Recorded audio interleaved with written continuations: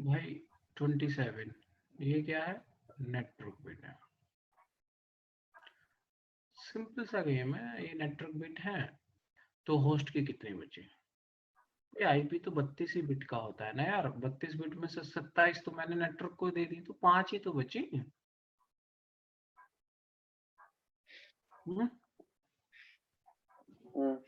देख yes sir. भाई network की बिट 27 दे रखी है, तो सिंपल सी बात है आईपी 32 बिट का है, उसमें से 27 बिट मैं बोल रहा हूँ नेटवर्क की है, तो होस्ट की 5 ही तो बची। 32 में से माइनस करना है। ठीक है सर, यार समझ गया। ये हाँ बताया था नेटवर्क और प्लस होस्ट बिट मिलके 32 होता है। अब तुम्हें नेटवर्क की मैंने 27 बता दी और हाँ होस्ट हाँ। अच्छा, की निकालनी है, तो सिंपल सा तो वो खेल है। सर, नहीं नहीं, वो नेटवर्क और होस्ट बिट में कंफ्यूजन थोड़ी नहीं, हो ही जाती कंफ्यूजन है। नहीं होना चाहिए ना। ये जो बिट है ये तो मैंने लिखवाया है ना यार। ये नेटवर्क की बिट तो क्लियर में है ना, ये नेटवर्क की बिट ही देता हूं मैं। Yes sir. अब इनको छोड़ के जो भी है वो सब होस्ट बिट ही है। हाँ, और तो सबनेटिंग मास्क हम ऐसे निकाल लेंगे कि 1 to 1 to बाइनरी नंबर के थ्रू हम सबनेटिंग मास्क निकाल लेंगे सर। 27 बिट वन वन करनी होती है आपको। 1 2 3 4 5 6 7 8 9 10 11 12 13 14 15 16 17 18 19 20 21 22 23 24 25 26 27 28 29 30 31 32 ये आ गया सबनेट मास्क। इसमें क्या है? ठीक है सर। इनको और जोड़ोगे फिर 128 64 और 32 224 आ जाएगा। ठीक है। और ब्लॉक साइज से फिर उसमें से माइनस कर देंगे हम। ब्लॉक दो साइज सौ 256 में से हम ये माइनस कर देंगे 224 माइनस 224। कर देना। 32 आ गया हाँ ये पहला सर। है। पहला नेटवर्क ये आ गया। हाँ, दूसरा ब्लॉक साइज 168/2। जोड़ देंगे। 32 आ गया। जीरो में 32 32 जोड़ूंगा तो 32 आया। अब 32 में हाँ, 32 जोड़ूंगा तो 64 आएगा। 64 हो जाएगा। ऐसे बनते चले जाएंगे। पहला आईपी 1 आ जाएगा, जाएंगे 31 तक, तो यूजेबल आईपी आएगी 1 से 30। ठीक है। और नंबर ऑफ ब्लॉक्स कितने हो जाएंगे सर? नंबर ऑफ नेटवर्क मैंने पढ़ाया है। नंबर ऑफ नेटवर्क होता है 2 की पावर ट्रांसफर बिट। 2 की सिंपल पावर ट्रांस। वो सिंपल सा होता है कि यहाँ पे एड्रेस मैंने क्लास सी का दिया है, तो क्लास सी में नेटवर्क की बिट 24 होती है। 24 से ऊपर जितना भी दे रहे हो वो ट्रांसफर बिट है, एक्स्ट्रा जो दे रहे हैं। तो आपने नेटवर्क की बिट कर रखी है 27 और होती है 24, तो 3 extra they the, number of network बनेंगे 8। अच्छा, मतलब 3 एक्स्ट्रा दे देते हैं, मतलब जो भी एक्स्ट्रा हो गया 24 से ऊपर जो जाएगा। हाँ, अगर क्लास सी का एड्रेस है तो 24 से ऊपर जो भी है वो सब ट्रांसफर ही है ना, एक्स्ट्रा ही तो दे रहे हो आप। हाँ, हम्म, तो 2 की पावर जो भी एक्स्ट्रा होगा वो। हाँ, वो नंबर ऑफ नेटवर्क आ गया। ठीक है। ठीक है। हाँ ठीक है। और सर दूसरा ये कि ये हमने क्लास सी कैसे डिफाइन किया है? यार क्लासों की रेंज पढ़ाई है ना आपको, वो तो याद यस करो सर। यार। क्लास ए हाँ की रेंज 128 होती है, बी हाँ, की 126, बी की 128 से 128 से 191, फिर 192 से 223। तो क्लास सी नहीं हो गया, 192 आया हुआ है। हाँ, और सर 168।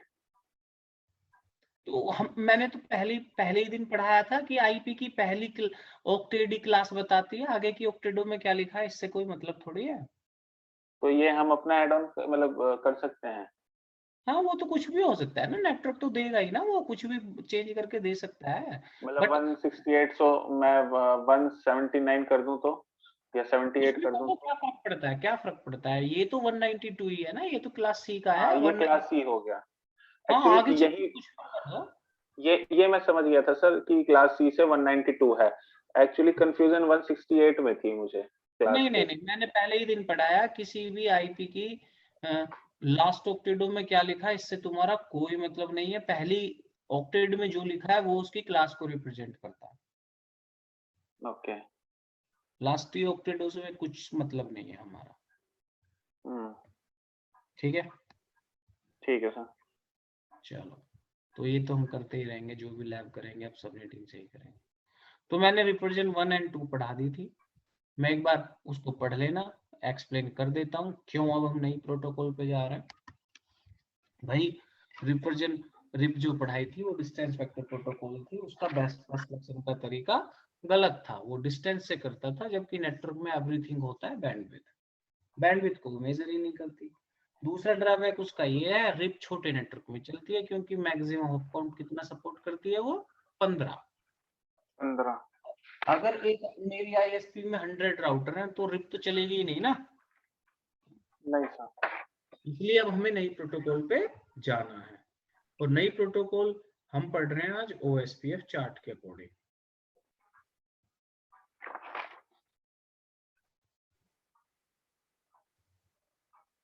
तो आज की हमारी प्रोटोकॉल है OSPF, very important protocol, full form OSPF. Yes. Open पास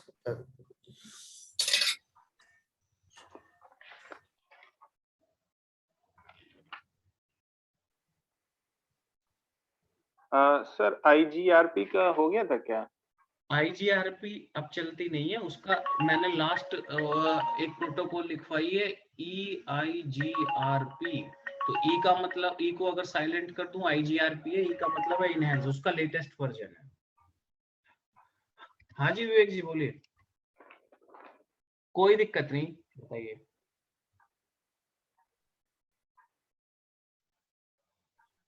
हम्म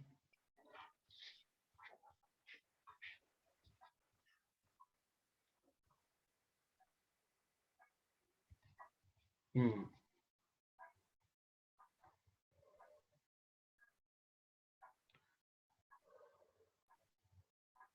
हाँ, बेसिक लेवल का तो आप बिल्कुल दे सकते हो, उसमें जो मैंने डे 1 की जो स्लाइड दी है उसको पढ़ो, उसमें बेसिक से आएगा, ओएसआई वगैरह और आईपी एड्रेसिंग चल ही रहा है आपका, वो आएगा बहुत अच्छे से। और राउटिंग प्रोटोकॉल शुरू हो गई, आपने रिप्रेजेंट 1 2 पढ़ लिया, EIGRP पढ़ लिया, ओएसपीएफ पढ़ा देंगे, 3 ही राउटिंग प्रोटोकॉल स्विच स्टार्ट कर देंगे 1 वीक में, तो आप 80% करवा दूंगा। हाँ हाँ, बोल दो बोल दो बोल दो, ना ना कोई इशू नहीं है, बोल दो, वीकेंड पे भी करा देंगे। हाँ हाँ हाँ हाँ हाँ हाँ, ठीक है, कोई दिक्कत नहीं है, तो मॉर्निंग में ही करेंगे कल क्लास, ठीक है, ओके ओके।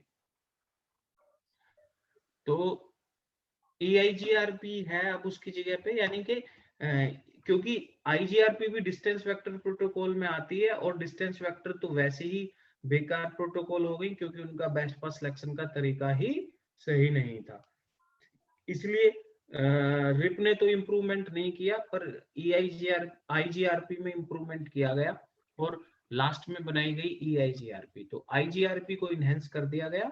तो अब राउटरों पे IGRP चलती नहीं है क्योंकि उसका लेटेस्ट वर्जन है, तो हम EIGRP पढ़ेंगे, ठीक है। ठीक है सर।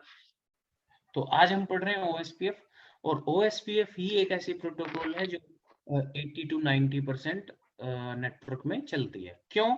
वो जब इसके फीचर पढ़ोगे समझ में आएगा, और फीचर से मतलब मैं बता देता हूँ, अभी तक आपने जो रिप पढ़ी है उसके हमारे सामने 2 मेजर ड्रॉबैक्स हैं, कि वो बेस्ट फर्स्ट सिलेक्शन डिस्टेंस से करती है, जबकि दुनिया बैंडविड्थ चिल्लाती है, एक बच्चे को भी हायर बैंडविड्थ का लिंक चाहिए क्लास के लिए नेटवर्क, और वो बैंडविड्थ को मेजर ही नहीं करती, सबसे पहला ड्राइवर है। दूसरा, अगर मैं उसके साथ भी कंप्रोमाइज करूं तो उसकी लिमिटेशंस हैं, छोटे नेटवर्क में चलेगी 15 राउटर पे ही, अगर मेरी आईएसपी में 1000 राउटर है तो रिपकात को दूर दूर तक कोई सवाल ही नहीं है। ये सारी चीज सॉर्ट आउट कर दी ओएसपीएफ ने, ठीक है। Yes sir. तो सबसे पहला फीचर ओपन वेंडर प्रोटोकॉल है।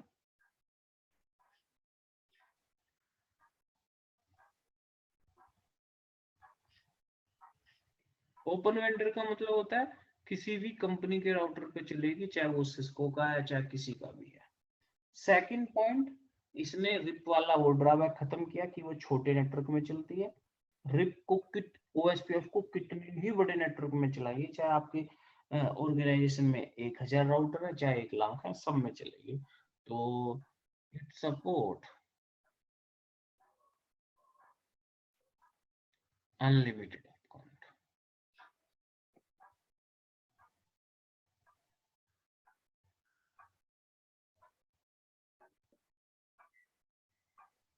तो सेकंड ड्रॉबैक भी खत्म। तीसरा, रिप डिस्टेंस से बेस्ट पास सिलेक्शन करती है, बैंडविड्थ को मेजर ही नहीं करती। ओएसपीएफ ने कहा कि भाई नेटवर्क में तो एवरीथिंग इज बैंडविड्थ, जिस लिंक से बैंडविड्थ ज्यादा मिलेगी हम तो उससे जाएंगे, तो ये बैंडविड्थ पे बेस्ट पास सिलेक्शन करती है।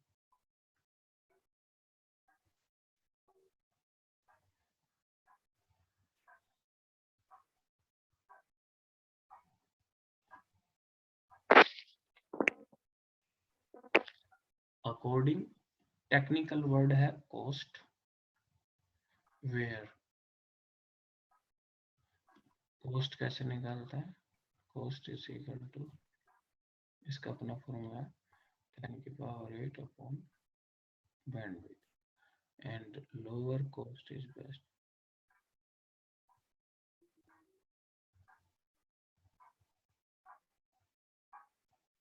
तो कुल मिला के इस फॉर्मूले से देखें, बैंडविड्थ जितनी ज्यादा होगी कॉस्ट उतनी ही कम आएगी, और वही उसका बेस्ट पाथ होगा। तो कुल मिला के बैंडविड्थ पे करता है, higher bandwidth is the best path. Load balancing को सपोर्ट करता है।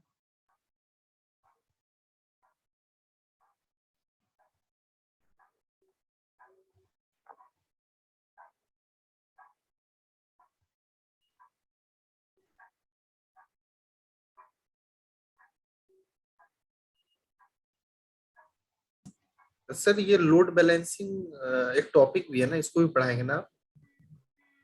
लोड बैलेंस तो होता ही है, बाद में पढ़ाएंगे भी।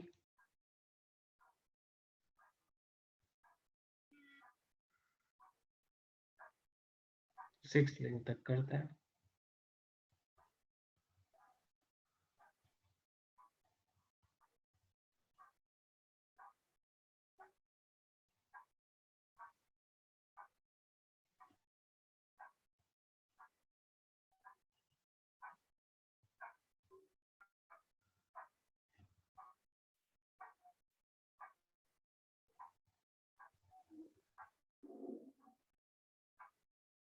दो एड्रेस यूज करता है ये।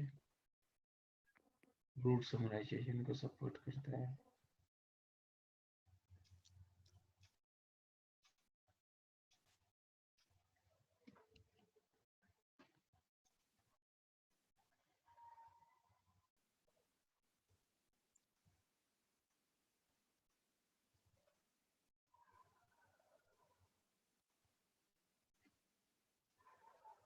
नोट करो।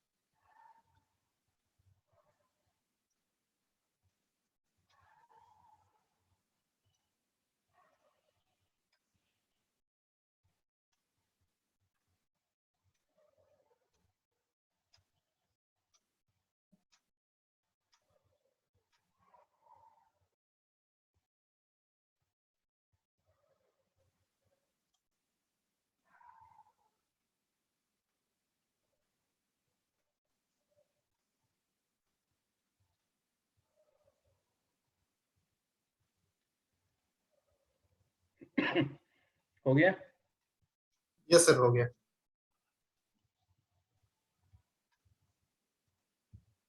हो गया सर। चलो ठीक है। अब देखते हैं कि ये काम कैसे करता है। क्यों?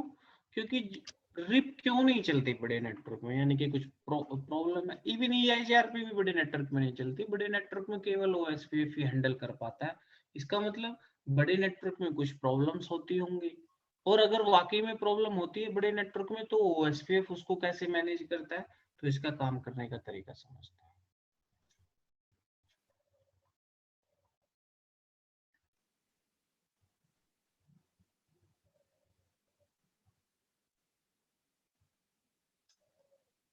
तो हम एक डिजाइन समझते हैं पहले।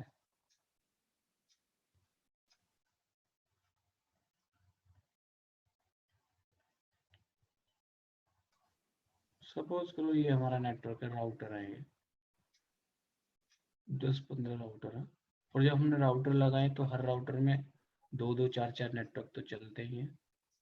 तो आपने देखा है कि आफ्टर राउटिंग, जब हम राउटिंग कर देते हैं तो एवरी राउटर अपने रूट एक दूसरे को शेयर करता है, और जितने भी रूट नेटवर्क में चल रहे हैं वो हर राउटर की राउटिंग टेबल में स्टोर हो जाता है। इसका मतलब क्या हुआ? नेटवर्क बड़ा है तो राउटर भी ज्यादा होंगे, राउटर ज्यादा है तो नेटवर्क भी ज्यादा होंगे, और नेटवर्क ज्यादा होंगे तो राउटिंग टेबल में उनकी एंट्री होगी, तो राउटिंग टेबल क्या हो जाएगी? बहुत बड़ी हो जाएगी। ठीक है?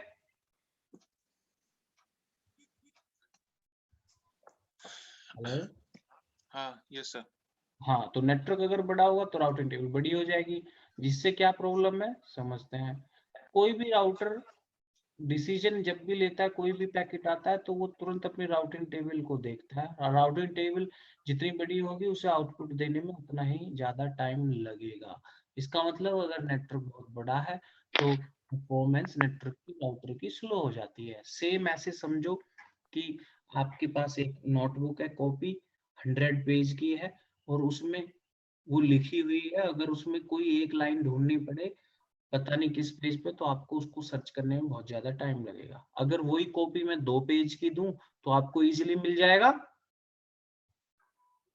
Yes sir. हाँ हाँ।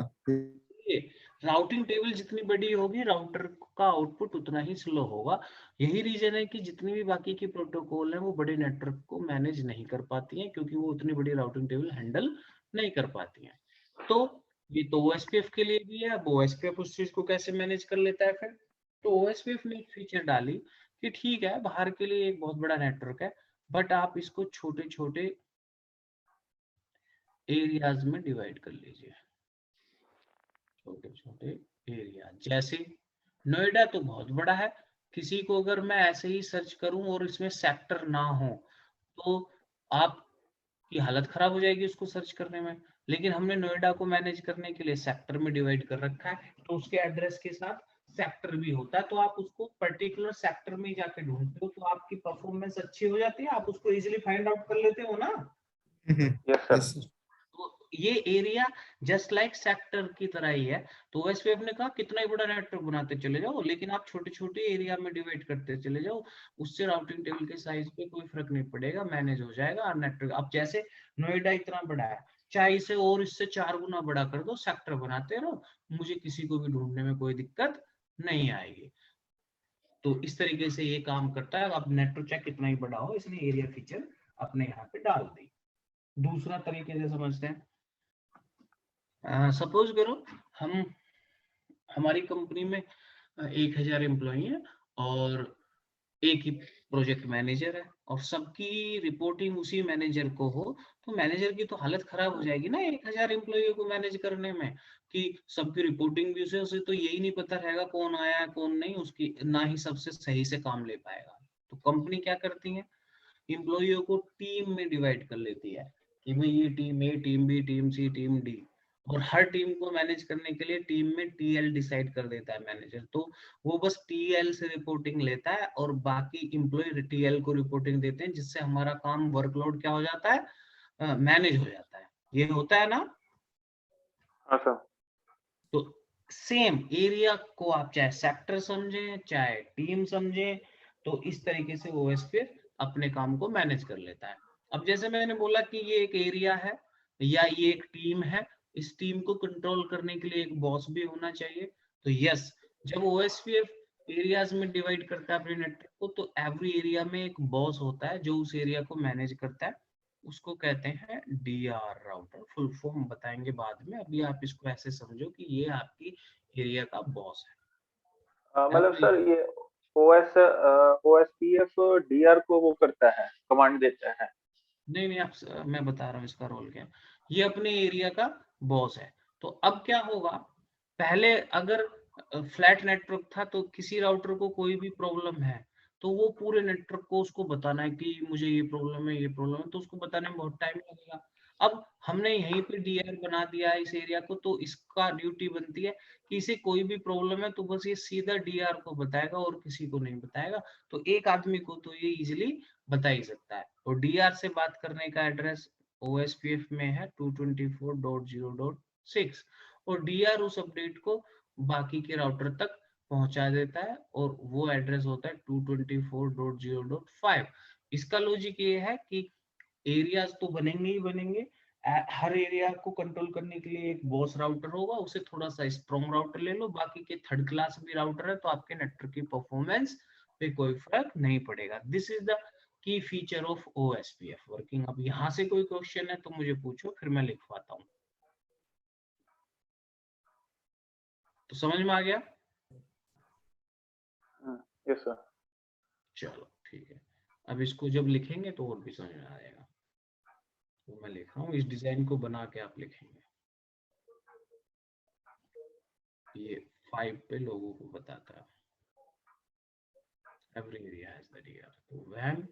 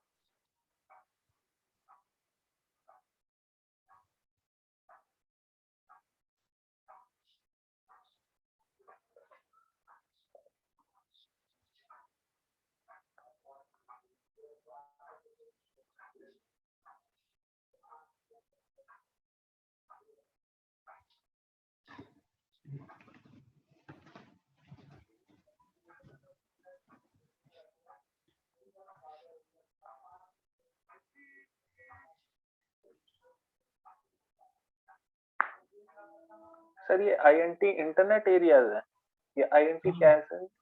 कहाँ? जो सबसे पहला आपने येलो रेड लाइन में लिखा है आईएनटी एरिया, इंटीग्रेटेड एरियाज है। कहाँ? Working of Into OS. area. अच्छा, network into areas. Divide network into areas. Okay.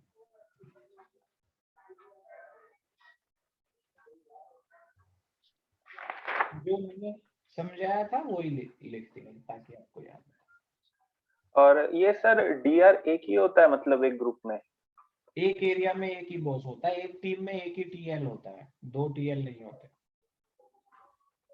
तो सर फिर बैकअप टीआर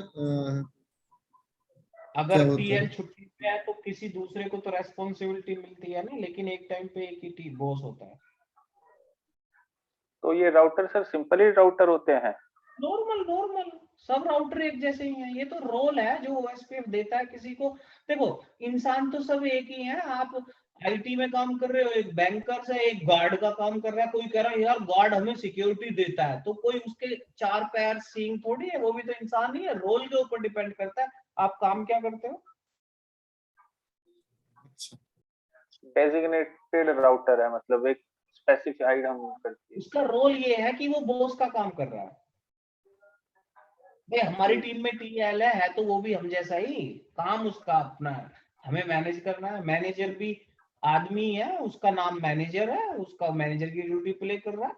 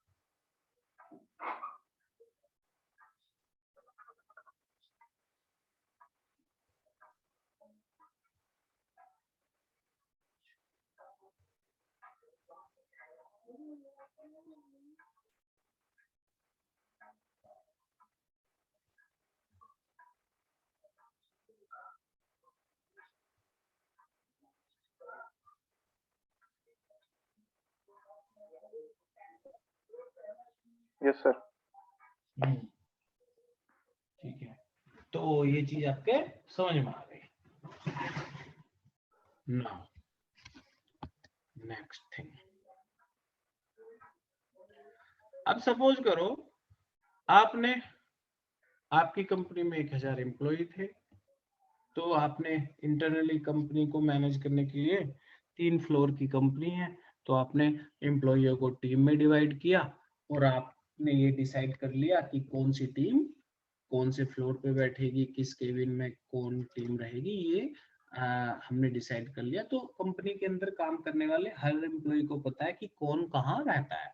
तो आपके इंटरनली लोगों को तो पता है, लेकिन बाहर से अगर कोई बंदा आपके ऑफिस में आपसे मिलने आए तो वो कैसे सर्च करेगा आपको? उसे क्या पता आप किस डिपार्टमेंट में हैं, किस फ्लोर पे है? तो उसके लिए क्या फैसिलिटी होती है ऑफिसेज में?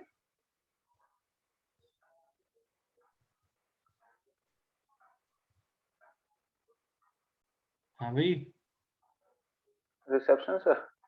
यस, किसी भी ऑफिस में या किसी भी जगह पे रिसेप्शन का रोल यही तो है कि उसके अंदर कहाँ क्या चल रहा है, ये इंफॉर्मेशन आपको रिसेप्शन से मिलेगी। अगर मैं किसी अननोन जगह जाऊंगा तो और किसी से मिलने जाऊंगा तो सीधा मैं रिसेप्शन पे ही जाता हूँ, क्योंकि रिसेप्शन से ही मुझे इंफॉर्मेशन मिलेगी कि कौन कहाँ है। तो ऐसे ही ओएसपीएफ ने बताया कि भाई आपने लोकली मैनेज करने के लिए तो एरिया बना दिया, आपका बहुत बड़ा नेटवर्क है, 10 20 50 एरियाज आपने बनाए मैनेज करने के लिए, ठीक है, लेकिन आपके नेटवर्क में ट्रैफिक बाहर से भी आएगा। अगर वो बाहर से ट्रैफिक आएगा तो उसे क्या पता कि ये नेटवर्क किस एरिया में है, उसे तो अभी भी प्रॉब्लम है। तो ओएसपीएफ ने कहा कि ठीक है, मैं एक डिजाइन सजेस्ट करता हूँ। वो कहता है कि आप भी अपने नेटवर्क में एक रिसेप्शन बनाओ। रिसेप्शन से मतलब कोई भी ट्रैफिक आएगा बाहर से तो वो आपके सीधे रिसेप्शन पे आएगा, और जितने भी अंदर डिपार्टमेंट है उसकी जानकारी रिसेप्शन को होगी, तो वो ऑटोमेटिकली उसको अपडेट कर देगा। तो ओएसपीएफ ने एक डिजाइन सजेस्ट किया, जब भी हम ओएसपीएफ कॉन्फ़िगर करते हैं तो उस डिजाइन स्ट्रेटेजी को ही फॉलो करेंगे, तभी ओएसपीएफ काम करेगा। तो मैं एक डिजाइन स्ट्रेटेजी समझा रहा हूँ, जरूरी नहीं है हमारी टोपोलॉजी का डिजाइन यही होगा, बट उसके पीछे जो लॉजिक है उसको जरूर फॉलो करेंगे। तो समझते हैं इसका लॉजिक।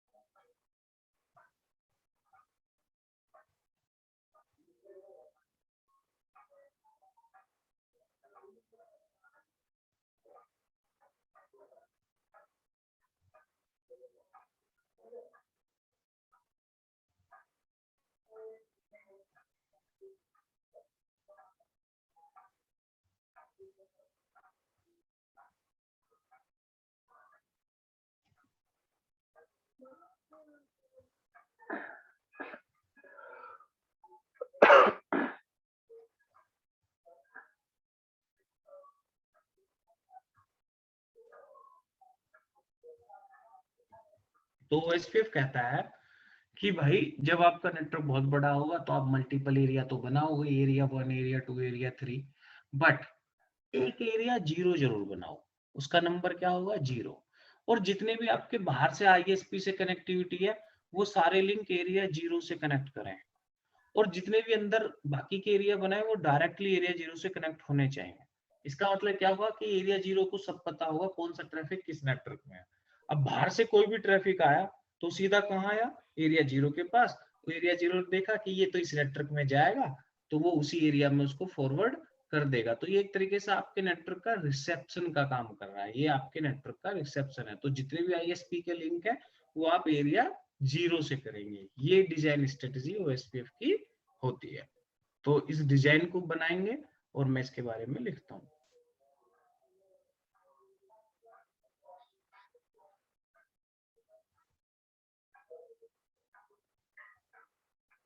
सर एक बार लिखने के बाद दोबारा थोड़ा एक्सप्लेन कर दीजिएगा। भाई ये रिसेप्शन है, बाहर से कोई भी आए तो वो कहाँ आए, रिसेप्शन पे आए। रिसेप्शन का मतलब है एरिया 0, दैट्स इट। और कुछ मत समझो इसको, ये समझ लो कि आपकी कंपनी बाहर से कनेक्टिविटी बनाएगी तो आईएसपी से तो लिंक आएंगे ना इंटरनेट वगैरह के लिए, हाँ तो वो आप एरिया 0 से कनेक्ट करो बस। तो कोई भी ट्रैफिक बाहर से आएगा वो कहाँ आएगा, 0 पे, एरिया 0 पे। एरिया 0 पे। और जो अंदर के एरिया 1, एरिया 2, एरिया 3 बना रखे हैं वो डायरेक्ट सब एरिया 0 से कनेक्टेड है। तो एरिया 0 को पता है कौन सा ट्रैफिक किस एरिया में मिलेगा।